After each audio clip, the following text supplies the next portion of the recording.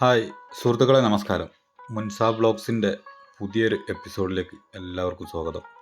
ഇന്ന് ഏറ്റവും സന്തോഷമുള്ളൊരു ദിവസമാണ് കേട്ടോ. കാരണം ഞങ്ങളുടെ വീടിൻ്റെ കുറ്റിയടിക്കണ ദിവസമാണെന്ന്. ആശാരി വന്നു, കുറ്റിയടിച്ചു. ഇനി അടുത്ത ദിവസം തന്നെ നമ്മൾ വീട് പണി സ്റ്റാർട്ട് ചെയ്യും. അപ്പോൾ ഇനി മുതൽ നമ്മുടെ ചാനലിൽ വീട് പണി സംബന്ധിച്ച എല്ലാ വീഡിയോകളും ഉൾപ്പെടുത്തിയിട്ടുണ്ട്. ഘട്ടം ഘട്ടമായിട്ടുള്ള ഓരോ കാര്യങ്ങളും ഞാനിതിൽ ഉൾപ്പെടുത്തും.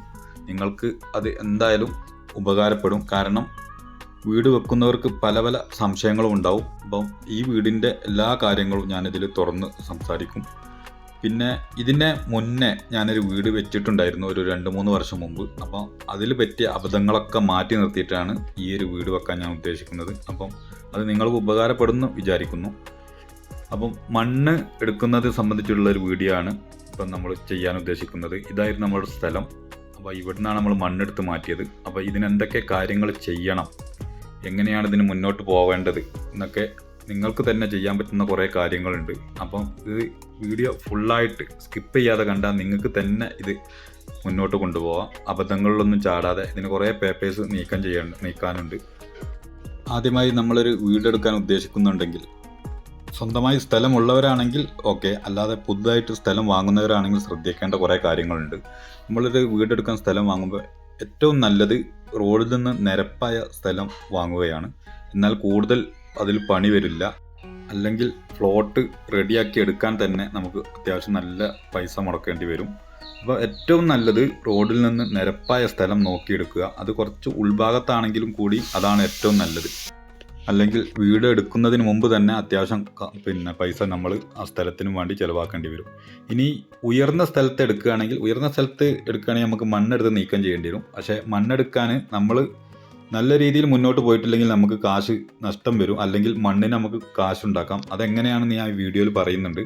അപ്പം ഇത് വീഡിയോ ഫുള്ളായിട്ട് കണ്ടാൽ നിങ്ങൾക്ക് തന്നെ ആ പേപ്പർ വർക്കുകളൊക്കെ നിങ്ങൾക്ക് സ്വന്തമായിട്ട് ചെയ്യാം. എന്നിട്ട് നിങ്ങൾക്ക് തന്നെ മണ്ണെടുത്ത് ഒഴിവാക്കാൻ പറ്റും. അല്ലാതെ നിങ്ങൾ മണ്ണെടുക്കുന്ന ഏതെങ്കിലും ഏജൻസിനെ ഏൽപ്പിച്ചാൽ നിങ്ങൾക്ക് അത്രയും പൈസ കയ്യിൽ തരില്ല. കാരണം പേപ്പർ വർക്കിന് അവർ പൈസ ഈടാക്കും. പിന്നെ ചെറിയ എന്തെങ്കിലും സംഖ്യ നിങ്ങൾക്ക് കിട്ടുകയുള്ളൂ. അപ്പോൾ ഈ വീഡിയോ മുഴുവനായിട്ട് നിങ്ങൾ കാണുകയാണെങ്കിൽ നിങ്ങൾക്ക് സ്വന്തമായിട്ട് തന്നെ പേപ്പർ വർക്ക് നീക്കം ചെയ്യാം. ഓക്കെ, അപ്പോൾ വീഡിയോയിലോട്ട് കിടക്കാം. മണ്ണെടുക്കുന്നതിനായി 2 ഡിപ്പാർട്ട്മെൻറ്റിലാണ് നമ്മൾ സബ്മിറ്റ് ചെയ്യേണ്ടത്. അത് 3000 സ്ക്വയർ ഫീറ്റിന് മേലെയാണെങ്കിൽ മാത്രം നമ്മൾ ജിയോളജി ഡിപ്പാർട്ട്മെൻറ്റിൽ സബ്മിറ്റ് ചെയ്താൽ മതി. അല്ലെങ്കിൽ പഞ്ചായത്തിലാണ് പേപ്പർ സബ്മിറ്റ് ചെയ്യേണ്ടത്. അപ്പോൾ ആദ്യമായിട്ട് നമ്മൾ വീടിൻ്റെ പെർമിഷന് വേണ്ടിയാണ് പഞ്ചായത്തിൽ അപേക്ഷിക്കേണ്ടത്. വീടിൻ്റെ പെർമിഷനുള്ള കാര്യങ്ങൾക്കും വേണ്ടി ആദ്യമായിട്ട് നമ്മൾ ഒരു സിവിൽ എഞ്ചിനീയറെ കാണുക. എന്നിട്ട് നമ്മുടെ സ്ഥലത്തിൻ്റെ കൈവശ സർട്ടിഫിക്കറ്റ്, നികുതി അടച്ച നികുതി ഷീറ്റ്, അതേപോലെ സ്ഥലത്തിൻ്റെ ആധാരത്തിൻ്റെ കോപ്പി, ആധാർ കാർഡ്, ഈ കാര്യങ്ങളൊക്കെ നമ്മൾ സിവിൽ എഞ്ചിനീയർക്ക് ഏൽപ്പിക്കുക. അതേപോലെ നിങ്ങളുടെ സ്ഥലത്തിൻ്റെ ഡിജിറ്റൽ സർവേ കഴിഞ്ഞിട്ടുണ്ടെങ്കിൽ ആ സ്ഥലത്തിൻ്റെ സ്കെച്ചും കൂടി ആവശ്യപ്പെടും. ഇനി കഴിഞ്ഞിട്ടില്ലെങ്കിൽ നിങ്ങൾ ഒരു ഡിജിറ്റൽ സർവേ നടത്തുന്ന ആളെ കൊണ്ടുവന്ന് ആ ഡിജിറ്റൽ സർവേ നടത്തേണ്ടി വരും. അപ്പോൾ മണ്ണിൻ്റെ എത്ര മണ്ണ് എടുക്കാനുണ്ടെന്നൊക്കെ അതിൽ അവർ പറയും. ഇത്രയും കാര്യങ്ങൾ നിങ്ങൾ സിവിൽ എഞ്ചിനീയറെ ഏൽപ്പിച്ചാൽ സിവിൽ എഞ്ചിനീയറാണ് പിന്നെ ബാക്കിയുള്ള കാര്യങ്ങളൊക്കെ നീക്കുക. മണ്ണ് എടുക്കുമ്പോൾ എത്ര ഉയരത്തിൽ എത്ര മണ്ണെടുക്കണം എന്ന് കറക്റ്റായിട്ട് നിങ്ങൾ സിവിൽ എഞ്ചിനീയറോട് പറയണം. എത്ര കട്ടിങ് വേണം എന്നൊക്കെ, എവിടെ നിന്നൊക്കെ മണ്ണെടുക്കണം എന്നൊക്കെ, ആ കാര്യങ്ങളൊക്കെ അതിൽ പൂരിപ്പിച്ചിട്ടാണ് പഞ്ചായത്തിൽ അപേക്ഷിക്കുക. പഞ്ചായത്തിൽ പെർമിറ്റിന് അപേക്ഷിച്ചാൽ നിങ്ങളുടെ നമ്പർ വെച്ചാണ് അപേക്ഷിച്ചത് എന്നുണ്ടെങ്കിൽ സ്മാർട്ട് എന്ന വെബ്സൈറ്റിൽ നിങ്ങൾക്ക് അത് സ്റ്റാറ്റസ് ആയിട്ട് കാണാൻ പറ്റും. നിങ്ങളുടെ ഫയൽ എവിടെയാണുള്ളത് എന്നുള്ളതൊക്കെ, ക്ലർക്കിൻ്റെ അടുത്താണോ ഓവർസിയർ അടുത്താണോ എന്നൊക്കെ കാണാൻ പറ്റും. അപ്പോൾ അതനുസരിച്ച് നിങ്ങൾക്ക് അവരൊക്കെ കോൺടാക്റ്റ് ചെയ്തിട്ട് പേപ്പർ കുറച്ചും കൂടെ സ്പീഡിൽ നീക്കാൻ കഴിയും. വെറുതെ നിന്നിട്ടുണ്ടെങ്കിൽ പേപ്പർ നീങ്ങാൻ കുറച്ച് സമയം പിടിക്കും. അപ്പോൾ നിങ്ങൾക്ക് ഓരോ സ്റ്റാഫിൻ്റെ അടുത്ത് എത്തുമ്പോൾ നിങ്ങൾക്കത് കാണാൻ കഴിയും. അപ്പോൾ അവരുടെ അടുത്ത് പോവുകയോ അല്ലെങ്കിൽ വിളിച്ച് സംസാരിക്കുകയൊക്കെ ചെയ്താൽ മതി. അതിനിടയിൽ ഒന്നുകിൽ ഓവർസിയറോ അല്ലെങ്കിൽ അസിസ്റ്റൻ്റ് എഞ്ചിനീയറോ നിങ്ങളുടെ സൈറ്റ് ഒന്ന് വിസിറ്റ് ചെയ്യും. ഒന്നുകിൽ നിങ്ങൾ പോയി കൊണ്ടുവരേണ്ടി വരും, അല്ലെങ്കിൽ അവർ വരും. വന്നിട്ട് നിങ്ങൾ കൊടുത്ത രേഖകളൊക്കെ ക്ലിയർ ആണോ എന്ന് വന്ന് ചെക്ക് ചെയ്യും. എത്ര മണ്ണ് എടുക്കാണ്ട് എന്നൊക്കെ അവർ വന്നിട്ട് ചെക്ക് ചെയ്തിട്ടാണ് പിന്നെയാണ് പഞ്ചായത്ത് സെക്രട്ടറിയും കൂടി അപ്രൂവൽ ചെയ്താൽ നിങ്ങൾ വീടിൻ്റെ പെർമിഷനുള്ള പൈസ പഞ്ചായത്തിൽ അടയ്ക്കേണ്ടി വരും. അത് നിങ്ങൾ മൊത്തത്തിൽ എഞ്ചിനീയർ ഏൽപ്പിച്ചാൽ അവരത് ചെയ്യുന്നതായിരിക്കും. പക്ഷേ ഫയൽ നീക്കാൻ ഒന്നെങ്കിൽ എഞ്ചിനീയറോ അല്ലെങ്കിൽ നിങ്ങളോ പഞ്ചായത്തിൽ ഇങ്ങനെ വിളിക്കുകയോ കയറി ഇറങ്ങുകയോ ചെയ്യേണ്ടി വരും. നല്ല പെട്ടെന്ന് ഫയൽ നീങ്ങുകയുള്ളൂ. പഞ്ചായത്തിൽ നിന്ന് വീടിൻ്റെ പെർമിറ്റ് കിട്ടിക്കഴിഞ്ഞാൽ പിന്നെ മണ്ണെടുക്കുന്നതിനുള്ള അപേക്ഷയാണ് നമ്മൾ കൊടുക്കേണ്ടത്. അതും വീണ്ടും പഞ്ചായത്തിൽ തന്നെയാണ് കൊടുക്കേണ്ടത്. അല്ലെങ്കിൽ 3000 സ്ക്വയർ ഫീറ്റിന് മേലെയാണെങ്കിൽ നമ്മൾ ജിയോളജിയിലാണ് കൊടുക്കേണ്ടത്. അപ്പോൾ വീണ്ടും പഞ്ചായത്തിൽ കൊടുക്കുന്നതിന് കുറച്ച് കാര്യങ്ങളും കൂടി നമ്മൾ ചെയ്യണം. ഇത് സിവിൽ എഞ്ചിനീയറിനെ ചെയ്യണം എന്നില്ല, നമുക്ക് വേണമെങ്കിൽ സ്വന്തമായിട്ട് ചെയ്യാം, അല്ലെങ്കിൽ അക്ഷയ വഴിയൊക്കെ ചെയ്യാം. ആദ്യമായിട്ട് നമുക്കൊരു അഫിഡവിറ്റ് ഉണ്ടാക്കണം. അത് നോട്ടറി വക്കീലിൻ്റെ അടുത്ത് പോയിട്ടാണ് ഉണ്ടാക്കേണ്ടത്. അപ്പം ഒരു സാധാരണ ഒരു നോട്ടറി വക്കീലിൻ്റെ അടുത്ത് പോയിട്ടുണ്ടെങ്കിൽ അവർക്ക് അറിയാൻ പറ്റും നമ്മൾ മണ്ണെടുക്കുന്നതിനുള്ള അഫിഡവിറ്റാണ്, എത്ര ക്യൂബിക് മീറ്റർ നമ്മൾ മണ്ണെടുക്കുന്നുണ്ട്, അത് ഇന്ന സ്ഥലത്തേക്ക് കൊണ്ടുപോകാനുള്ള പെർമിഷനാണ്. അത് സത്യവാങ്മൂലമായിട്ട് അവർ ചെയ്തു തരും. അത് ഈ അപേക്ഷയുടെ കൂടെ വെക്കേണ്ടതാണ്. പിന്നെ വേണ്ടത് നമ്മൾ മണ്ണ് കൊണ്ടുപോയി ഇടുന്ന ആളുടെ കൈവശ സർട്ടിഫിക്കറ്റാണ് ആ സ്ഥലത്തിൻ്റെ. അതും കൂടി ഈ അപേക്ഷയോടുകൂടി വെക്കണം. അതേപോലെ കുറച്ച് വിവരങ്ങൾ, നമ്മുടെ ബാങ്ക് ഡീറ്റെയിൽസ് കാര്യങ്ങൾ, അങ്ങനെ കുറച്ച് ആ സൈറ്റിൽ കാണാം. ആ സൈറ്റിലുള്ള കാര്യങ്ങൾ വെച്ചിട്ട് വീണ്ടും നമ്മൾ അപേക്ഷിക്കണം, പഞ്ചായത്തിലോട്ട് വീണ്ടും അപേക്ഷിക്കണം. അങ്ങനെ അപേക്ഷിച്ചാൽ എത്ര ക്യൂബിക് മീറ്റർ മണ്ണാണ് എടുക്കേണ്ടത് എന്നുള്ള അളവ് എൻജിനീയേഴ്സ് അതിൽ പറഞ്ഞിട്ടുണ്ടാവും. അത് ഈ നോട്ടറി പേപ്പറിൽ നമ്മൾ രേഖപ്പെടുത്തണം. എത്ര ക്യൂബിക് മീറ്റർ മണ്ണ് നമ്മൾ എടുത്ത് വേറെ സ്ഥലത്തേക്ക് കൊണ്ടുപോകുന്നുണ്ട്. അങ്ങനെ സത്യവാങ്മൂലം കൊടുത്തതിന് ശേഷം ഈ ഫയലുകളൊക്കെ പഞ്ചായത്തിൽ അപേക്ഷിച്ചാൽ വീണ്ടും ഇത് ക്ലർക്ക്, ഓവർസിയർ, അസിസ്റ്റന്റ് എഞ്ചിനീയർ ഇങ്ങനെ കറങ്ങി അവസാനം സെക്രട്ടറിയുടെ അടുത്തെത്തും. ആ സമയത്തൊക്കെ നിങ്ങൾക്ക് ഇത് ഞാൻ നേരത്തെ പറഞ്ഞ വെബ്സൈറ്റിൽ നോക്കിയിട്ടുണ്ടെങ്കിൽ നിങ്ങൾക്ക് സ്റ്റാറ്റസ് കാണാൻ പറ്റും. അപ്പോൾ അവരെ അടുത്ത് പോയിട്ട് നിങ്ങൾ കാര്യങ്ങൾ ഒന്നും കൂടി പറഞ്ഞ് നിങ്ങളുടെ അവസ്ഥ, വീട് വെക്കാൻ പെട്ടെന്ന് ആവശ്യമുണ്ടെന്നൊക്കെ പറഞ്ഞു കഴിഞ്ഞാൽ അവർ ആ ഫയലുകൾ പെട്ടെന്ന് നീക്കും. അല്ലെങ്കിൽ അവർക്കും ജോലി തിരക്കിലാണ്.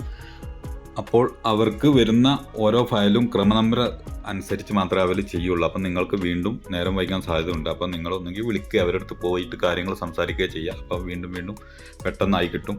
അങ്ങനെ സെക്രട്ടറിയുടെ അടുത്തെത്തി സെക്രട്ടറി വീണ്ടും ഇത് അപ്രൂവൽ ആയി കഴിഞ്ഞാൽ നിങ്ങൾ എത്ര ക്യൂബിക് മീറ്റർ മണ്ണാണ് ഒഴിവാക്കുന്നത്, അതിന് നിങ്ങളുടെ സ്ഥലത്ത് നിന്ന് എത്ര ക്യൂബിക് മീറ്റർ മണ്ണ് എടുക്കുന്നുണ്ട്, അതിനനുസരിച്ചുള്ള പൈസ പഞ്ചായത്തിൽ നമ്മൾ അടക്കണം.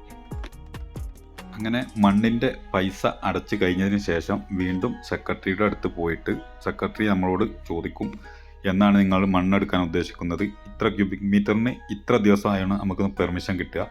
അപ്പം എത്ര ക്യൂബിക് മീറ്റർ അതിനനുസരിച്ചുള്ള ദിവസങ്ങളാണ് അവർ പെർമിഷനായിട്ട് തരിക. ആ ദിവസം നമ്മളോട് ചോദിച്ച് വണ്ടി അറേഞ്ച് ചെയ്യാൻ പറ്റുമോ എന്തൊക്കെയാണെന്നുള്ളത് ചോദിച്ചിട്ട് കൺഫേം ആക്കിയിട്ടാണ് അവർ ആ ദിവസം നമുക്ക് തരിക.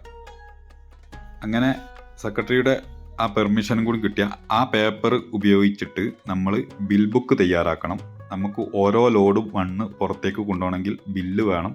അപ്പം എത്ര ബില്ല് വേണമെന്നുള്ളത് അവർ കാൽക്കുലേറ്റ് ചെയ്ത് തരും. മണ്ണിനനുസരിച്ചാണ് ബില്ല് കിട്ടുക. അതേപോലെ എത്ര ദിവസം എന്നുള്ളതും മണ്ണിനനുസരിച്ചാണ് കിട്ടുക. ഓരോ ബില്ല് 30 ബില്ലൊക്കെയാണ് ഒരു ദിവസം കൊണ്ടുപോകാൻ കഴിയുക നിയമം അനുസരിച്ച്. അപ്പോൾ അതിനനുസരിച്ചാണ് ഒരു ദിവസവും കണക്കാക്കുന്നത്.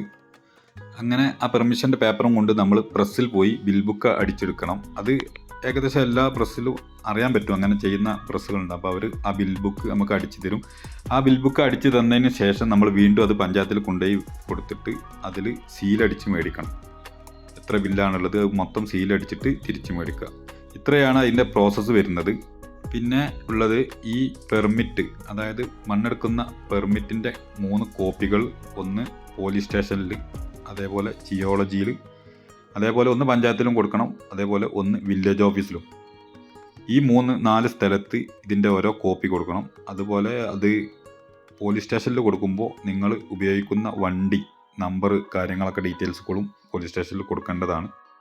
അപ്പോൾ അതിനുശേഷം നിങ്ങൾക്ക് മണ്ണെടുക്കേണ്ട ദിവസം JCB വാടകയ്ക്ക് എടുത്ത് എത്ര ടിപ്പറാണോ വേണ്ടത് ആ ടിപ്പർ എടുത്ത് നിങ്ങൾക്ക് ആവശ്യത്തിന് നിങ്ങൾക്ക് എത്ര കാശ് വേണ്ടത് അതിനനുസരിച്ച് നിങ്ങൾക്ക് ഓരോ ലോഡ് മണ്ണ് ആവശ്യത്തിനനുസരിച്ച് തട്ടിക്കൊടുത്താൽ നിങ്ങൾക്ക് അത്യാവശ്യം ഈ മണ്ണ് തന്നെ പൈസ കിട്ടാൻ സാധ്യതയുണ്ട്. അല്ലാതെ നിങ്ങൾ ഏജൻസിയെ ഏൽപ്പിച്ചാൽ മണ്ണിൻ്റെ പൈസ അവരടക്കും. അതേപോലെ വീടിൻ്റെ പ്ലാനിൻ്റെ പൈസയും അവരടച്ചു കഴിഞ്ഞാൽ പിന്നെ അവർ നിങ്ങൾക്ക് കാശൊന്നും തരില്ല. അവർ മണ്ണെടുത്തു ഒഴിവാക്കും, അത്രയേ ഉള്ളൂ. അപ്പോൾ നിങ്ങൾ ഇങ്ങനെ ചെയ്താൽ നിങ്ങൾക്ക് ഓരോ ലോഡിനും നിങ്ങൾക്ക് ആവശ്യമുള്ള പൈസ അനുസരിച്ച് നിങ്ങൾക്ക് കിട്ടും. അതാണ് ലാഭം. ഇനി നിങ്ങൾ ഈ പേപ്പർ ഒന്നും ഇല്ലാതെ മണ്ണെടുക്കാൻ ശ്രമിച്ചിട്ടുണ്ടെങ്കിൽ വണ്ടിയും നിങ്ങളുടെ സ്ഥലമൊക്കെ കണ്ടുകെട്ടും, കേസാവും, ജയിലിലാവും, ഭയങ്കര പ്രശ്നങ്ങളാണ്. അപ്പോൾ അതിന് ഒരിക്കലും മുതിരരുത്. അപ്പോൾ ഈ വീഡിയോ ഇവിടെ വൈൻഡപ്പ് ചെയ്യാണ്. Okay, thank you.